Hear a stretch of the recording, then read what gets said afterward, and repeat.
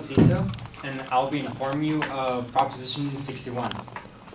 Now, the reason why Proposition 61 should pertain to you is because I know there are members of the audience who use prescription drugs, such as inhalers, or maybe a family member uses some kind of heart medication. According to Thomas Howard, who wrote in Cornell Law Review in 2016, there has been a 400% increase in the price of EpiPens in recent years. Now, this shows just how easy it is for corporations and pharmaceutical companies to spike up prices. Now, I'll be informing you of the purpose of Proposition 61, as well as the economic impact it will have on the general public and organizations sponsored by the state. And finally, I'll be informing you of the impact it will have on the Department of Veterans Affairs. Now, the purpose of Proposition 61 is to help decrease costs for the state of California. Now, it will do this by keeping the state of California from buying prescription drugs at a higher price than the lowest price that the Department of Veterans Affairs pays. Now, the reason why the Department of Veterans Affairs is being used as a marker is because due to past agreements and discounts given by pharmaceutical companies, it is the government agency which pays the least amount for prescription drugs. As I mentioned before, this is due to discounts which have been laid out throughout the years and past agreements. Well, its supporters also hope that it'll help decrease prices for the general public. Now, I'll be informing you of the economic impact it can possibly have.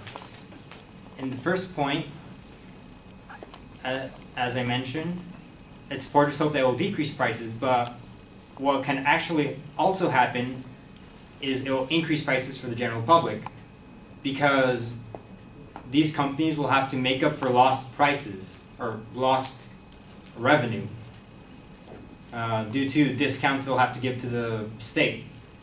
So that means more prices for those who don't have insurance. The cost will be higher. They may actually decline discounts for the Department of Veterans Affairs, as they did in 1991 due to a similar bill, and that caused the Department of Veterans Affairs to pay tens of thousands of dollars more, as well as tens of millions of dollars more than they did in the past. This will also put non-profit organizations at risk because of the discounts they also receive from pharmaceutical companies for medication that those in need require day to day. I will now speak to you about the effects it will have on the Department of Veterans Affairs.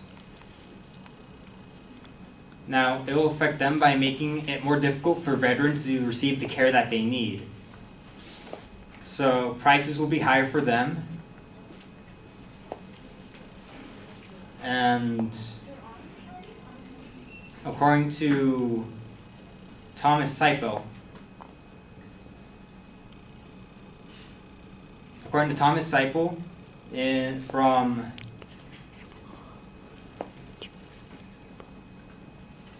I'll just move on to the conclusion.